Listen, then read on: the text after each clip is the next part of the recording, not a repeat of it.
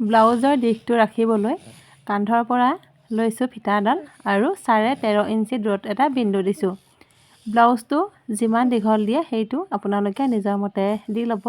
এতিয়া চাওক, ব্লাউজটোৰ হাত দুখন এনেকৈ মিলাই লৈছোঁ আৰু এই যে চিনটো দিছিলোঁ এই চিনটোতে কাপোৰখন এনেকৈ ভাঁজ কৰি লৈছোঁ।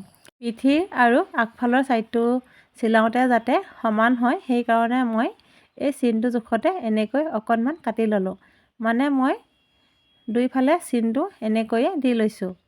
আৰু ব্লাউজটোৰ এইখিনি চিলালে সদায় সমানকৈ চিলাব, যাতে আগাগুৰিয়া নহয়। আগাগুৰিয়া হ'লে ব্লাউজটো বেয়া হ'ব। এতিয়া দেখিছেনে, ব্লাউজটোৰ চিধা ছাইডত মই এনেকৈ একেবাৰে মূৰে মূৰে চিলাই দিছোঁ। ব্লাউজটোৰ দিশটো লওঁতে 13.5 ইঞ্চি জোখত যে চিনটো দি লৈছিলোঁ তালৈকে দেখিছেনে মই চিলাই লৈছোঁ।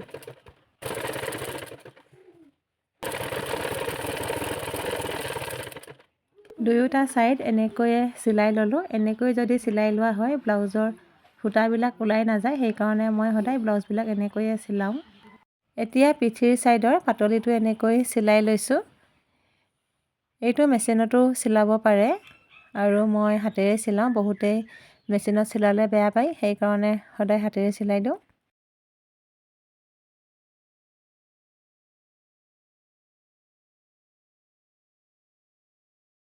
পিঠিৰ ছাইডটো চিলাই হোৱাৰ পাছত এতিয়া আগফালৰ ছাইডটো চিলাবলৈ লৈছোঁ।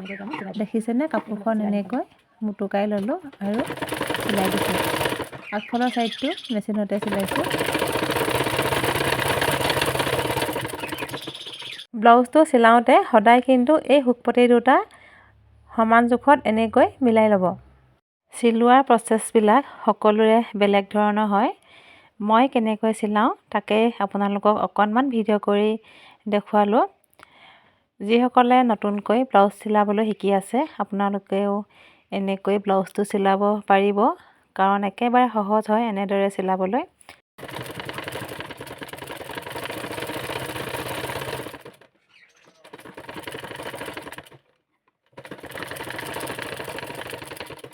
এতিয়া ব্লাউজটোৰ জোখটো লৈ লৈছোঁ। আপোনালোকে নিজৰ চাইজ অনুসৰি জোখটো লৈ ল'ব।